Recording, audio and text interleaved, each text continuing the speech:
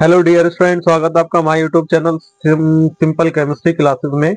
तो प्यारे बच्चों, आज की इस वीडियो में हम मोल अंश या मोल प्रभाज या मोल फ्रैक्शंस के बारे में पढ़ेंगे, जो कि बोर्ड एग्जाम के लिए बहुत ज्यादा इंपॉर्टेंट है। तो वीडियो को स्टार्ट करने से पहले मेरी आप सभी से एक रिक्वेस्ट है, यदि आपने मेरे चैनल को सब्सक्राइब नहीं किया है तो मेरे चैनल को सब्सक्राइब कर लीजिए और बेल आइकन को प्रेस कर लीजिए, ताकि आने वाली वीडियो की नोटिफिकेशन सबसे पहले आप तक पहुंच सके। तो चलिए वीडियो को स्टार्ट करते हैं। तो मोल अंश या मोल प्रभाज या मोल फ्रिक्शंस बोलते हैं इसको, ठीक है। तो लिखकर कैसे आना है बोर्ड के अंदर ये समझ लीजिए। देखिए इस प्रकार से आप हेडिंग बनाकर आएंगे, ठीक है। मोल प्रभाज या मोल फ्रैक्शन बोलते हैं इसको, ठीक है। तो इसके अंदर आपको लिखना क्या है ये समझ लो आप। देखिए आपको लिखना इस प्रकार से, किसी विलयन में उपस्थित विलेय या विलायक के मोलों की संख्या, राइट, तथा उस विलयन में उपस्थित कुल मोलों की संख्या के अनुपात को उस विलयन में विलेय या विलायक का मोल प्रभाज कहते हैं। तो प्यारे बच्चों, यहाँ पर विलयन में उपस्थित विलेय या विलायक के मोलों की संख्या तथा उस विलयन में उपस्थित कुल मोलों की संख्या के अनुपात को उस विलयन में विलेय या विलायक का मोल प्रभाज कहते हैं। तो प्यारे बच्चे, यहाँ पर किसी विलयन में उपस्थित विलेय या विलायक, तो आपको बताया था मैंने इससे पिछले वाली वीडियो के अंदर, तो जो बच्चों विलयन बनता है वो विलेय और विलायक को मिलाने से बनता है। और ये भी बात बोली थी कि जो विलेय होता है बच्चों कम मात्रा में होगा और जो विलायक होता है वो अधिक मात्रा में होता है, ठीक है। जब आप इन दोनों को मिला दोगे तो क्या बन जाएगा बच्चों? विलयन बन जाएगा, ठीक है। तो यही बात बोली थी विलयन में, यानी कि जब विलेय और विलायक मिल जाते हैं तो क्या बन जाता है? विलयन। तो फिर उसने बोला है कि किसी विलयन में उपस्थित विलेय या विलायक के मोलों की संख्या, तो इसे समझो आप, ठीक है। तो मैं अभी बताता हूँ आपको। इससे पिछले वाली जो हेडिंग थी, इससे पिछले वाली जो वीडियो थी, मैंने आपको उसमें बताया था राउल्ट के नियम में कि मोलों की संख्या किसे कहते हैं, ठीक है। तो विलायक के मोलों की संख्या और उस विलयन में उपस्थित कुल मोलों की संख्या, उस विलयन में उपस्थित कुल मोलों की संख्या के अनुपात को उस विलयन में विलेय या विलायक का मोल प्रभाज कहते हैं। तो प्यारे बच्चों, इसको समझो आप जरा, ठीक है, ये क्या कहना चाह रहा है। फिर दोबारा से हम समझेंगे। किसी विलयन में, विलयन किसी का भी हो सकता है, ठीक है, तो आप ध्यान रखना इस बात का।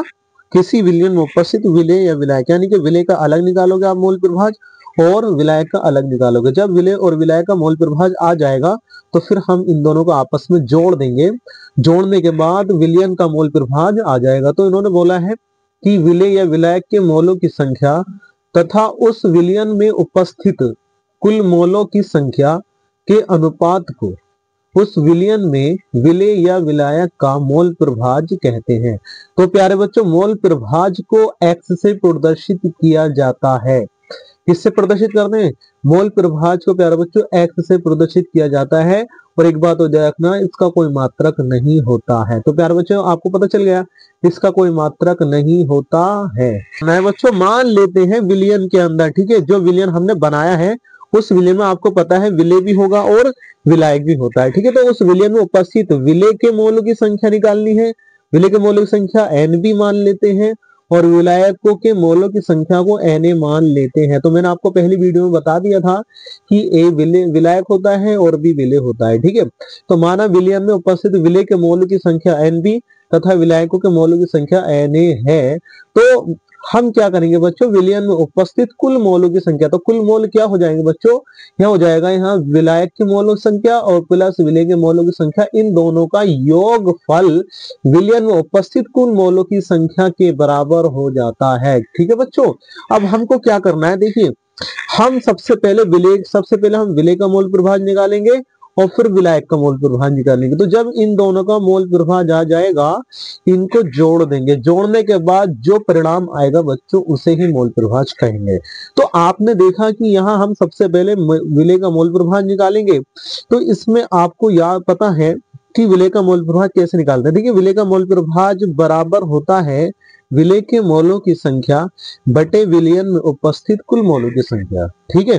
तो आपको पता है विलेय के मोलों की संख्या को हमने क्या माना था? विलेय के मोलों की संख्या को हमने एन बी माना था, ठीक है। और विलायक के मोलों की संख्या को हमने एन ए माना था, राइट है नहीं। तो यहाँ जो विलेय के मोलों की संख्या, वहां पर हम क्या लिखेंगे? N B.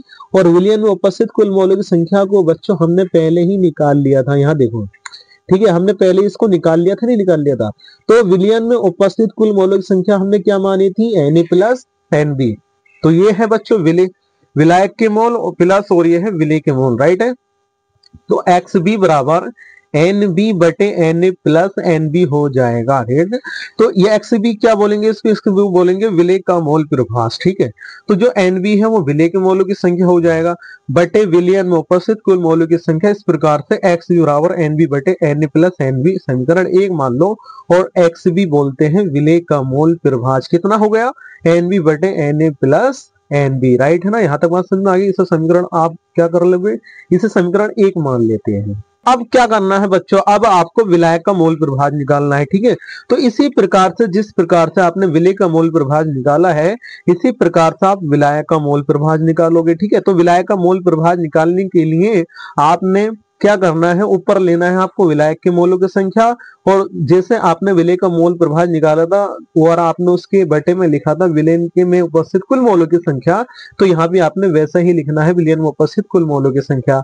जहां विलेय का मोल प्रभाज निकाला था वहां पर विलेय के मोलों की संख्या आ जाएगा, लेकिन जब विलायक का मोल प्रभाज निकालोगे तो विलायक के मोलों की संख्या ऊपर आ जाएगा। बस इतनी चेंज है, बाकी दोनों में समान है। ठीक है, हो जाएगा विलायक के मोलों की संख्या यानी कि एक्स ए से प्रदर्शित करते हैं, ए हो जाएगा बच्चों विलायक और एक्स हो जाएगा मोल प्रभाज, यानी कि विलायक का मोल प्रभाज बराबर होता है विलायक के मोलों की संख्या और बटे विलय में उपस्थित कुल मोलों की संख्या। ठीक है, इन दोनों के अनुपात को विलायक का मोल प्रभाज कहते हैं। तो देखिए प्यारे बच्चों, परिभाषा के अनुसार क्या हो जाएगा, एक्स ए बराबर एन ए बटे N A plus N B समीकरण क्या मान लेते हैं हम, इसको 2 मान लेते हैं। ठीक है, तो अब आप जरा इस पंक्ति को समझ लीजिए जरा ध्यान से, विलयन का मोल प्रभाज बराबर x A plus X B हो जाएगा। ठीक है, विलयन का मोल प्रभाज क्या हो जाएगा, x A plus X B हो जाएगा। राइट है ना, तो देखिए x A plus X B बराबर हो जाएगा, एक्स ए का मान कितना है, एन ए बटे N A plus N B है। देखो एक्स ए का मान, एक्स ए की जगह हमने क्या रख दिया, N A plus N B plus plus है तो प्लस रख दिया, एक्स बी की जगह हमने क्या रख दिया, एन बी बटे N A plus N B. तो X A plus X B बराबर हो जाएगा। तो बच्चों हम इसका क्या ले लेंगे, लैसे ले लेंगे। हमने क्या किया यहाँ पर, इसका लैसे ले लिया है। ठीक है, और तो जैसे ही लैसे लिया तो लैसे दोनों का समान है, और समान होता है कोई संख्या जब बटे में तो ऊपर की संख्या आपस में जुड़ जाती है। ठीक है, तो जब नीचे के हर समान थे और हमने इनका लैसे लिया तो ऊपर जो अंश, ठीक है, तो वो आपस में जुड़ गए। तो ठीक है, N A plus N B ऊपर हो जाएगा N A plus N B.